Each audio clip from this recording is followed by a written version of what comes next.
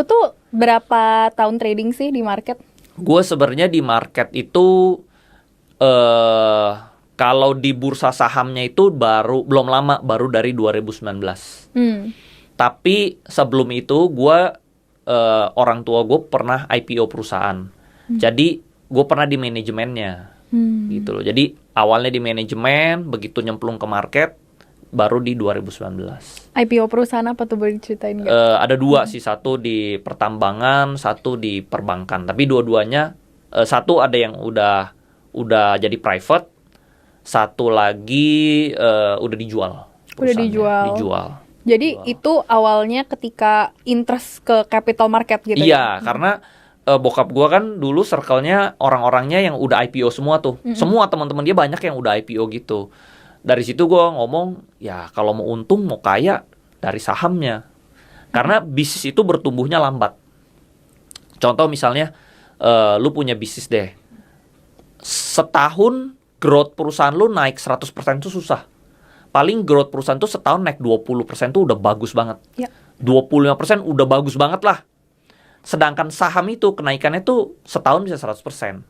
Jadi keuntungan di saham itu selalu lebih cepat daripada keuntungan di bisnis realnya. Nah jadi karena gue ngumpul sama teman-teman bokap gue ini, dia ngomong, lu kalau mau kaya, lu harus ngerti saham.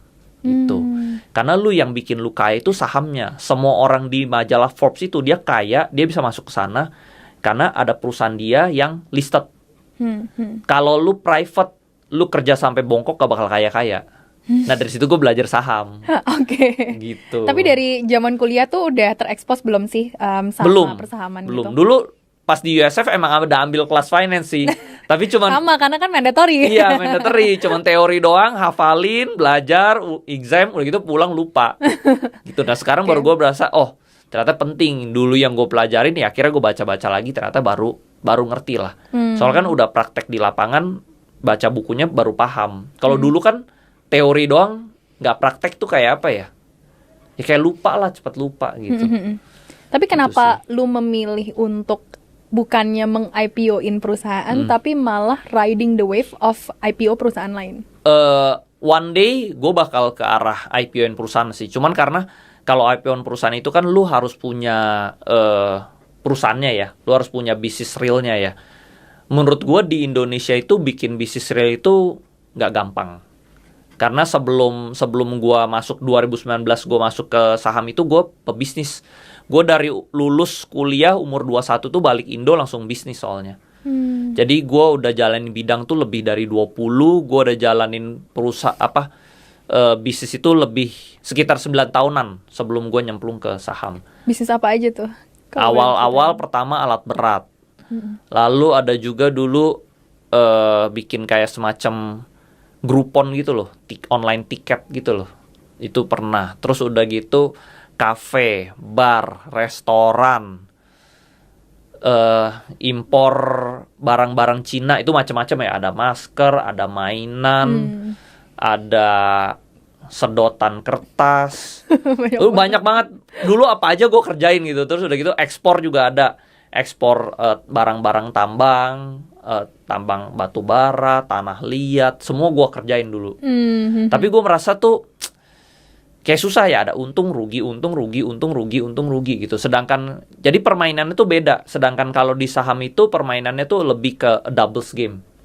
Gimana lu dobelin duit secepat mungkin aja gitu. Kayak misalnya lu bisa dapat return 40%. Berarti setiap 3 tahun itu duit lu double. Gitu. Atau setiap 2,5 tahun duit lu double. Nah, jadi tinggal seberapa cepat lu dobelin. Kalau misalnya lu punya 1M, lu bisa dobelinnya cepet, ya jadi 2M. 2M jadi 4 jadi 8 jadi 16 ya. Jadi kaya lama-lama. Jadi gue di saham itu beda sama bisnis itu lebih lambat. Kalau saham itu lebih cepat. Kalau lu ngerti cari yang double-doublenya ya. Seperti itu sih. Boleh di-share gak dari trading saham nih, berarti tahun 2019 sampai sekarang gitu ya, trading dan invest, seberapa besar sih keuntungan yang paling besar yang pernah didapetin? Awal-awal itu gue jadi kayak orang semua lah masuk saham itu awalnya jadi trader. Gue 2019 itu jadi trader. trader itu gue nyari saham-saham yang value investing. Karena dulu gue baca buku Warren Buffett. Cari saham-saham yang murah, PE-nya murah, BV-nya murah. Terus untung nggak untung sih, cuman lama untungnya. Sampai gue tiba-tiba di November 2019 itu gue accident ketemu satu saham yang lagi diakuisisi. Namanya itu Bank Artos. Itu bank ini diakuisisi sama Patrick Woloyam sama Jerry Ng. Mau dijadiin bank digital. Nah, gue beli tuh. Gue beli senilai 500. Awalnya 300 juta, lalu sahamnya turun.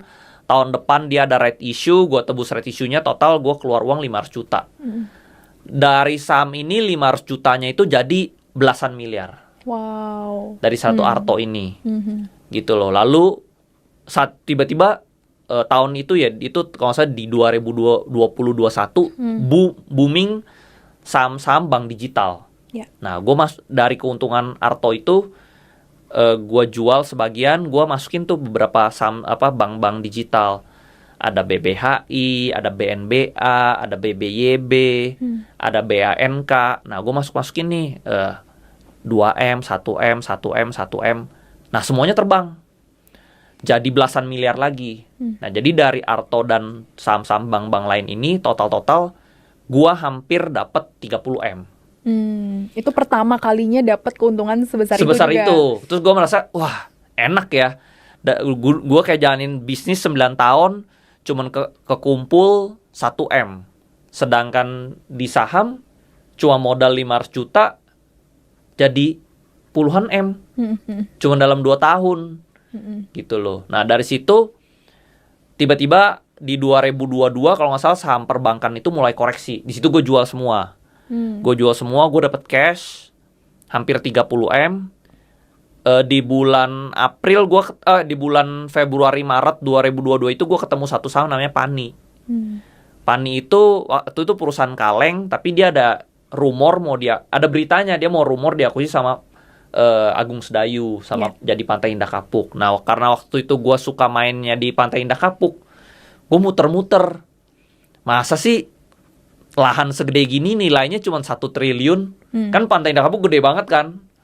Gak mungkin. Terus udah gitu gue baca berita, gue research baca berita, jalan tolnya aja dia mau bangun, modalnya itu 18T. Gak mungkin dong perumahan jalanannya lebih mahal daripada perumahannya. Dari situ gue all in. Jadi dari 30M itu? Gue all in semua. Bener-bener semua. Mungkin ada sedikit gue beli Porsche, beli mobil. Sisanya gue all in. Mobil dulu dan all in gitu ya? Iya, gue all in. Nah, terus gue tanya-tanya teman-teman gue kan, wah lu gila banget all in di perusahaan properti. Perusahaan properti rata-rata nggak naik. Cuma gue merasa ini under value banget. Jadi gue bener-bener percaya aja gue all in. 6 bulan sahamnya nggak gerak. Tidur. Nah, tiba-tiba setelah 6 bulan dia ada corporate action, dia bener-bener nih dia mau injek aset properti dan berubah nama jadi Pantai Indah Kapuk 2. Situ sahamnya terbang setelah 6 bulan. Dari hampir 30-an M itu berubah jadi ratusan M. Wow. Pertama dia jadi 100 M dulu, terus gue hold, gue nggak jualan. Gue hold lagi tahun kedua, tahun ketiga, tahun keempat, ya akhirnya jadi beratus-ratus M. Keren. Dan jadi gue cuma double game, double-doublein doang. Iya, double-doublein doang. Sampai sekarang apakah itu masih jadi strategi yang lo terapin juga? Masih. Tapi karena modalnya udah gede, nah begitu duitnya gede, gue belajar ilmu. Waktu itu ketemu sama senior-senior di saham kan, yang udah triliuner juga. Gue tanya, lu gimana caranya biar bisa gede? Nah, dia kasih ilmu namanya repo. Repo itu adalah ilmu lu jaminkan saham lu untuk dapat cash. Terus ini strateginya sama kayak Elon Musk gitu loh. Dia jaminkan saham Tesla dia dapat cash, dia bisa beli Tesla free. Nah, gue juga, wah bener nih. Seandainya gue punya modal lebih banyak, pasti gue lebih jago lagi di saham. Nah, akhirnya gue jaminkan saham Pantai Indah Kapuk gue yang waktu itu udah banyak lah, hampir 300 miliaran lah. Gue jaminkan, gue dapet cash. Gue beli lagi nih saham-saham yang mau diakuisisi macem-macem. Gue beli, dapat lagi ratusan miliar.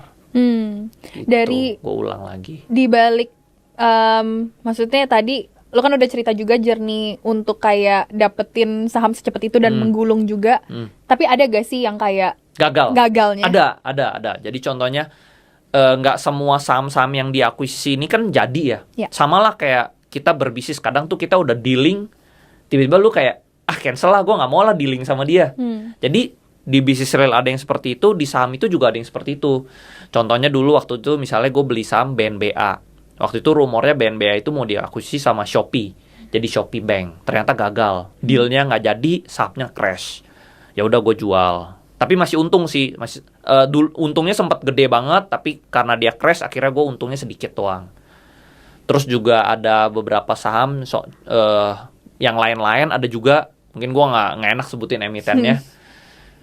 Sama juga nih, gue beli tiba-tiba akuisisinya batal, injek asetnya gagal, jadi rugi. Jadi ada juga yang rugi. Tapi kalau jadi satu pun, yang satu ini untungnya udah gede banget buat nutupin yang ruginya tuh ketutup gitu. Jadi ini kayak ilmunya Masayoshi Son deh. Dia misalnya invest ke startup kan.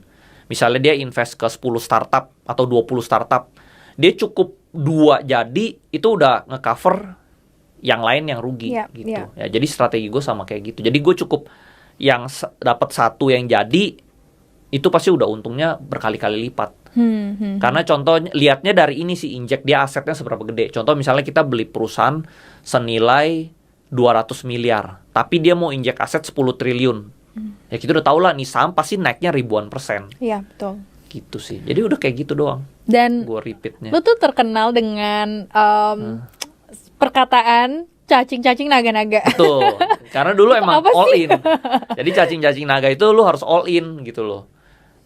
Kayak misalnya lu ketemu sesuatu yang bagus, seandainya gue masuknya sedikit, ya mungkin gue nggak kaya gitu loh. Cara kaya kalau duitnya dikit ya harus pelajarinnya bagus, perusahaannya yakin, harus all in. Ya kalau sekarang udah nggak cacing naga, soalnya sekarang kan duitnya udah banyak, nggak bisa juga belinya langsung satu.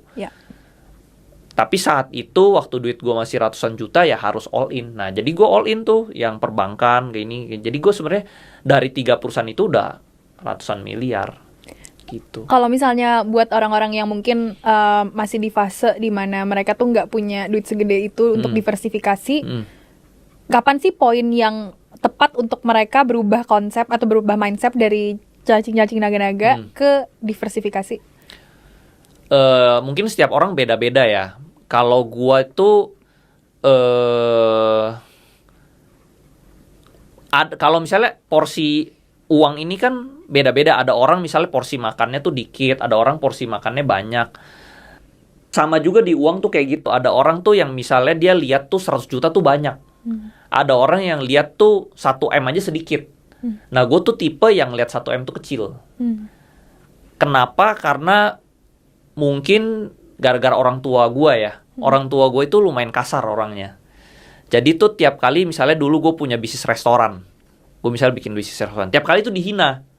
Alah lu ngapain sih bisnis restoran? Lu cuma cari duit-duit kecil. Gitu loh. Lu paling cuma cari berapa sih? Dia tanya, lu untung berapa? Misalnya gue bilang, lumayan sih sebulan bisa untung 20 juta. 20 juta duit kecil. Gue gak mau lihat duit segitu. Gitu. Jadi soalnya dia emang tahapnya tinggi. Nah akhirnya karena dia sering ngomong gitu, akhirnya mindset gue tuh akhirnya naik. Gue melihat duit tuh jadi kecil. 20 juta itu kecil. Terus misalnya gue ngomong, ini ada bisnis ini loh bagus, bisa untung 100 juta sampai 500 juta, gue bilang. Alah, lu kalau cuma nyari 100 juta 5 juta, papi nggak mau lihat. Gitu. Jadi gue akhirnya mindset gue berkembang terus. 500 juta kan gue mau nyaingin dia gitu kan. Gue akhirnya upgrade terus self concept gue gitu. Berarti segini kecil gitu loh. Akhirnya berarti harus berapa yang gede? Berarti harus 1 miliar itu berarti baru oke dong. Nah, cuman bokap gue juga, halah 1 miliar mah gampang gitu loh. Jadi gue akhirnya berubah konsep otak gue. Gue merasa tuh 1M itu kecil gitu loh. Jadinya ya gue cuma punya duit 1M. Terus gue mau karena gue dulu sering dihina bokap, gue mau kalahin dia nih. Dan bokap gue udah lumayan tua kan. Gue takut tuh dia nggak ada, gue harus kalahin dia dulu nih sebelum mumpung dia masih ada gitu loh. Udah ngalahin belum sekarang? Udah. Sekarang udah. Nah jadi gue caranya gue bisa dobelin cepet ya, gue harus masuknya gede. Dan gitu. Mindset yang lu punya sekarang itu seberapa banyak pengaruh dari orang tua sih? Ya contohnya mindset itu yang tadi sih pengaruh ya. Kalau misalnya seandainya dulu misalnya gue bisnis restoran terus untung 20 juta, misalnya malah dipuji nih sama dia. Oh, kamu untung 20 juta ya. Oh, hebat ya. Ya mungkin gue bakal puas di 20 juta.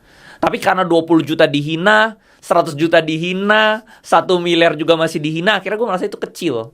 Gue merasa itu masih level receh. Iya, iya. Gitu. Jadi akhirnya self concept gue tuh gede. Oh, ratusan miliar nih baru oke gitu loh. Nah, kebanyakan gue lihat orang-orang di Indonesia itu dia merasa ya ratusan juta itu udah gede. Ya akhirnya dia puas di angka segitu. Gitu. Jadi ya kok karena dia merasa sisi puas dia 1 M tuh udah banyak banget ya. Akhirnya dia puas di situ ya dia di situ-situ aja.